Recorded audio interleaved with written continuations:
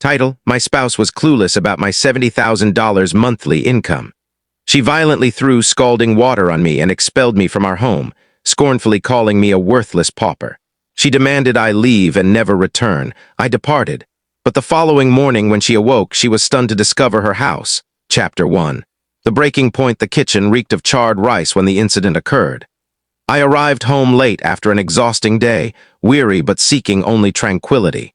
Instead, my wife's fury confronted me the instant I entered. "You're useless, a penniless drifter who can't even hold a decent job." Before I could utter a word, she seized a kettle and hurled boiling water at me. The excruciating burn across my arm forced me to stagger back, shocked not only by the pain but by her treachery. As I struggled to comprehend, she pushed me toward the exit, her words dripping with malice. "Get out of this house and never show your face again." Her sister, sprawled on the sofa with a smug grin, chuckled as if the scene were staged for her amusement. I gazed at my wife one final time, her expression contorted with haughtiness, and I remained silent. No fury, no threats, just quiet. Then I walked away. She believed she had exiled me. She thought I was a beggar. She was unaware I earned $70,000 a month. And when she awoke the next morning, her home would no longer belong to her. Chapter 2. The silent departure, the calculated plan asterisk. I left the house that night with only my wallet and phone. No clothes, no bags, no venom in my speech. My skin still throbbed from the scalding water, but the deeper wound was realizing how little she valued me. To her, I was nothing.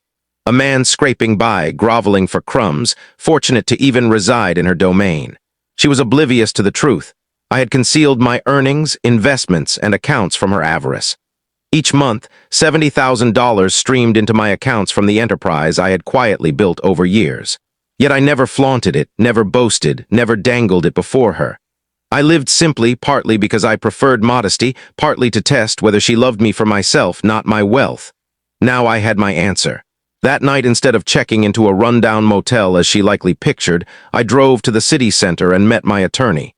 I placed the house deed on his desk. "It's in my name, correct?" I asked. He reviewed the documents, a faint smile tugging at his lips. "Every inch of it. She has no legal claim." "Do you want to act swiftly?" I nodded. "By dawn." While she slept soundly, smug in her triumph, legal papers were being filed, accounts were being secured, locks were scheduled for replacement. Her fortress was slipping from her grasp, and she was clueless. She thought she had cast out a pauper, but by sunrise, she'd realized she had expelled the owner. Chapter 3. The morning revelation: the sun had barely risen when the first fractures appeared in her delusion. She rolled out of bed leisurely, smug in her belief that she had banished a vagrant. But when she tried to unlock the front door to retrieve the newspaper, her key wouldn't turn. She jiggled it, twisted harder, but it was futile. Perplexed, she exited through the back door, only to find a shiny new lock on the front entrance. A notice from the locksmith was taped neatly to the frame: "Work completed at owner's request." Her face paled. On the dining table, slipped under the door overnight by courier, was a thick legal envelope. She tore it open, expecting some trivial warning, but it was far more devastating. Notice of eviction. Effective immediately, she had no legal right to remain in the property. Proof of ownership. Copies of the deed confirming the house was solely mine, inherited and paid for long before she entered my life. Divorce filing. Citing abuse backed by medical evidence of the burn on my arm, every word cut deeper than any slap or insult she had hurled. She screamed, rousing her sister. They stormed to the driveway to flee, only to spot my car parked calmly across the street. I sat behind the wheel, windows down, observing as realization hit them. I didn't yell. I didn't gloat. I simply raised my phone and took a photo, her clutching the eviction notice, her sister staring in disbelief. Then I drove off. She thought she had cast out a pauper. But by morning, she wasn't standing in her house anymore. She was standing in mine, and it was only the start of her ordeal. Chapter 4. The public disgrace. By midday, what began as her private arrogance morphed into a spectacle she could never escape. The locksmith's van returned, accompanied by officers to finalize the changeover. My wife and her sister stood outside, yelling, waving the eviction notice in protest, but the officers merely shook their heads. "Ma'am, the deed is in his name. You're trespassing, you must leave now." Neighbors peered through curtains, some stepping onto their porches. The same neighbors she had bragged to, boasting about ousting a worthless husband, now watched her being escorted off the property. Whispers spread instantly, phones raised to record. By evening, the story had swept through the neighborhood. She tried to salvage her pride by storming to her car and declaring she'd go shopping. But when her credit card was declined at the first store, her facade collapsed. Every account she accessed under my name was frozen. The lavish lifestyle she took for granted, spa days, shopping sprees, extravagant brunches, vanished instantly. She stood at the register, humiliated before strangers as the cashier returned her useless card. Her sister, who had laughed when I was expelled, turned on her just as swiftly. "You claimed the house was yours. You said you owned everything. I gave up my apartment for you." Their heated argument echoed in the parking lot as onlookers recorded. The allies she thought would applaud her now tore her down. She had mocked me as a pauper, screamed for me to leave, and believed the house was hers. But by day's end, she had no home, no cards, and no supporters. The humiliation she tried to inflict on me privately had become her public shame. Chapter 5. The legal blow. If public disgrace shook her, the next wave would crush her entirely. While she was busy shouting in the streets and scrambling for funds, my attorney was quietly filing documents downtown. Assault charges for the scalding water she threw, divorce petitions citing cruelty and abuse, financial freezes on every account she had touched. By the time she realized what was happening, a court summons was delivered to her at her mother's house, in front of her entire family.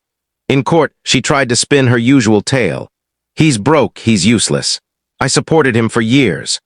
But my attorney calmly presented bank statements revealing my monthly income, $70,000 every month, along with investments, savings, and properties, all legally documented and untouchable by her falsehoods.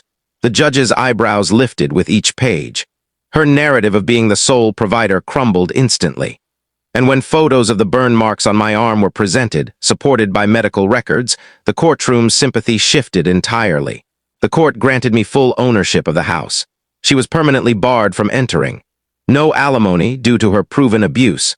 Restraining orders tied to the assault charge restricted her access to me completely.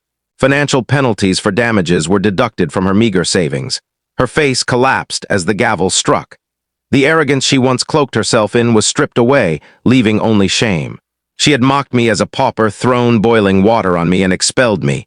But in court, it wasn't me who was pleading, it was her. Chapter 6. The ultimate lesson and aftermath. The courtroom verdict ended the conflict, but the consequences of my wife's actions lingered long after.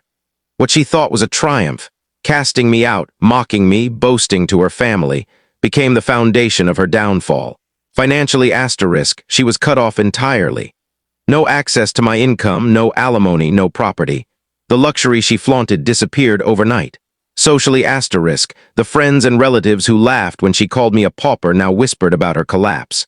Some avoided her, embarrassed to be linked to the scandal.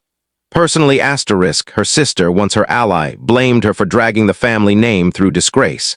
Their bond shattered, leaving her isolated. The arrogance she wore so proudly turned to loneliness and regret. For me, peace came not from vengeance alone, but from rebuilding. I renovated the house, transforming it into a home filled with serenity instead of strife. I invested more in my business, and with every deal sealed, I reminded myself, silence and patience outshine rage. I surrounded myself with people who valued respect, not those who mocked when they thought I was nothing. The $70,000 I earned monthly wasn't just income anymore. It symbolized what she had underestimated, the strength of quiet resolve. That night she screamed, "Worthless drifters who can't work, get out of this house and never return." But in the end, it wasn't me who begged. It was her pleading for keys to a house she never owned, for money she never earned, for dignity she had discarded with a splash of boiling water. And the greatest revenge? I never raised my voice. I only raised the truth. Epilogue. Years later, as you asked me to extend the story, let's explore the years that followed, when the lessons of betrayal and retribution left their enduring marks. Her final downfall. Time was harsher to her than any courtroom ruling. Financial ruin. Without alimony or a share of my wealth, she drifted between low-paying jobs. The luxury she once mocked me with became a distant memory. Social exile. Neighbors, friends, and even her sister never let her forget the spectacle. The eviction, the declined cards, the courtroom exposure. Every circle she entered carried whispers. Loneliness. Her arrogance had been her armor, but when it shattered, no one stood by her. Even her family, weary of the shame, distanced themselves. She thought she had triumphed by burning me with water. In truth, she had submerged herself.